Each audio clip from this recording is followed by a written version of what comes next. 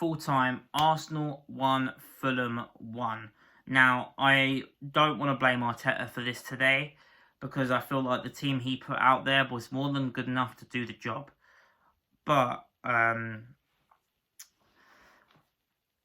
yeah, the players that he put out there today were good enough to do the job. Sure, Eddie gets the equaliser right at the end, which, if anything, I actually felt sorry for Fulham because they deserved all 3 points. And that point does fuck all for us. It does wonders for them to get 3 points. Obviously, I'm glad that we got a point instead of 0. But in the grand scheme of things, I'm more bothered by the Lacazette injury than I am the result today because of what it means in the long run.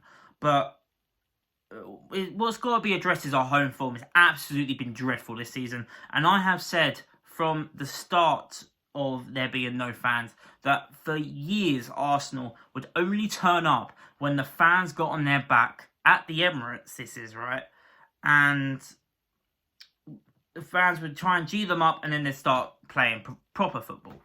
With no fans there, that can't happen. But yet we're still playing better away from home now. It doesn't make any sense. This whole home form, it needs to get better. And I'm sure with crowds that will happen. But overall today, I didn't watch the whole game. I didn't watch most of the game, actually. I was working, hence there was no live stream today. But I've seen most of the match highlights. I've seen the last couple minutes of the game. I did see the equaliser. It's taken me a while to sort out this video.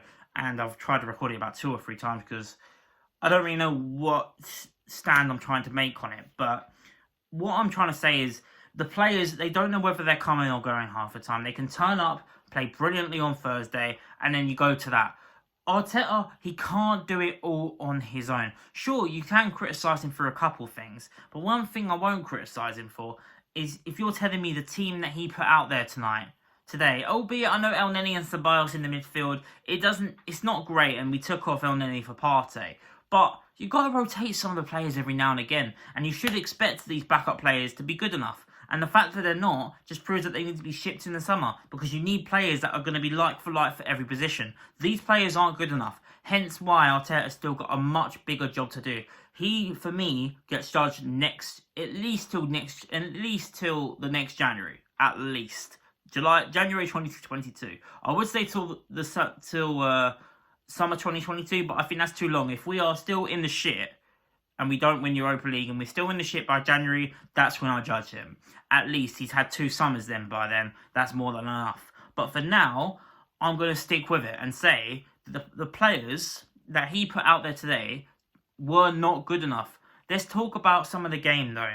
Of course, refereeing decisions, they weren't exactly in our favour today. I don't like blaming the referees, but it was a major influence on the game. The Saka offside was marginal and was unlucky for the build-up for Ceballos' goal that was ruled out. And of course, you could argue the Fulham goal in the build-up was an offside. They gave it onside within a couple of minutes. I just don't understand that at all. It was Craig Pawson, the same man that gave us the dodgy decision at Wolves. So what do you expect? Of course, they get the 97th minute winner at the end and Eddie starts celebrating. I don't want to go too hard on Eddie because he's had a tough couple months not getting in the Arsenal team. The under-21s European tournament, him being the captain, the main man, and it all went to pot for him.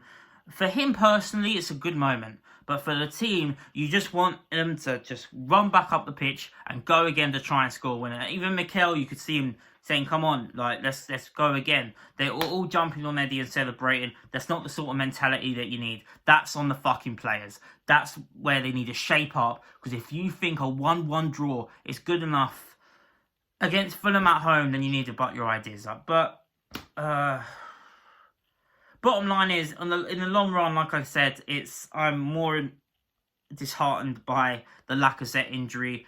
Obviously, he done his hamstring. Eddie came on, but I suppose the one that also positive I will say is Saka is still absolutely amazing. The rest were in the bin today, but Saka still never stops trying.